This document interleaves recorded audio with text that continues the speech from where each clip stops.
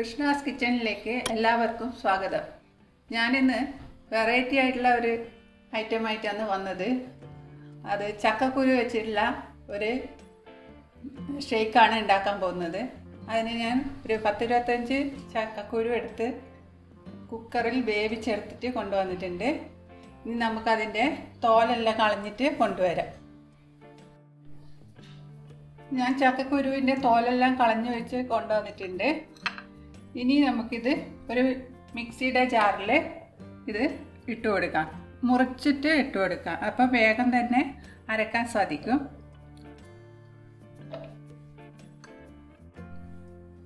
എല്ലാം ഞാൻ മുറിച്ചിട്ടിട്ടുണ്ട്. ഇനി നമുക്കതിലേക്ക് ഞാൻ കുറച്ച് പാല്, 1/2 ലിറ്റർ പാല് ഫ്രീസറിൽ വെച്ചിരുന്നു. ഇത് ഏകദേശം കട്ടയായിട്ടുണ്ട്, എന്നാലും കുറച്ച് കൂടെ കട്ടയാവാനുണ്ട്. നമുക്ക് കുറച്ച് ഇതിലേക്ക് ഒഴിച്ചു കൊടുക്കാം.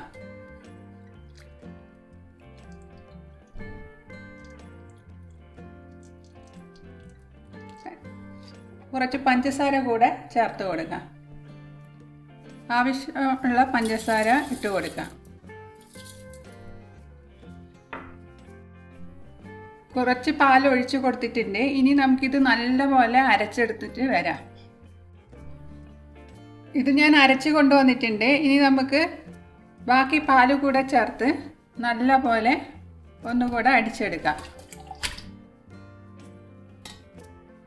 അതിലേക്ക് കുറച്ച് വാനില എസൻസ് കൂടെ നമുക്ക് ചേർത്ത് കൊടുക്കാം. അത് ആവശ്യമുണ്ടെങ്കിൽ മതി. നിങ്ങൾക്ക് ഇഷ്ടപ്പെടുകയാണെങ്കിൽ, ഇതിൻ്റെ ഫ്ലേവർ ഇഷ്ടപ്പെടുകയാണെങ്കിൽ മാത്രം ചേർത്ത് കൊടുക്കുക. അല്ലാതെ തന്നെ ഇത് നല്ല ടേസ്റ്റാണ്.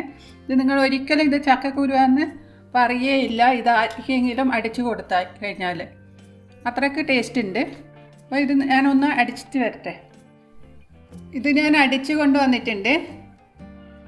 ഇത് നമ്മുടെ ചക്കക്കുരു ഷേക്ക് റെഡി ആയിട്ടുണ്ട്. ഇനി നമുക്കിത് ഒരു ഗ്ലാസ്സിലേക്ക് ഒഴിച്ചു കൊടുക്കാം.